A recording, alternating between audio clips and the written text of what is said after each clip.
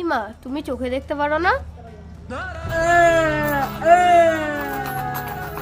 ইস রে, এমন চোখে দেখতে পায় না। তোদের কাছে কিছু আছে? আমার কাছে তো নেই। আমি দেখছি।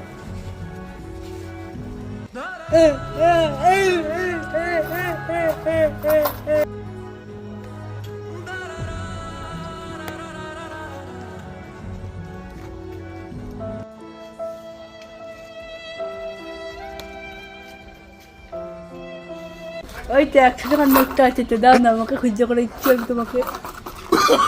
No, no, no, no.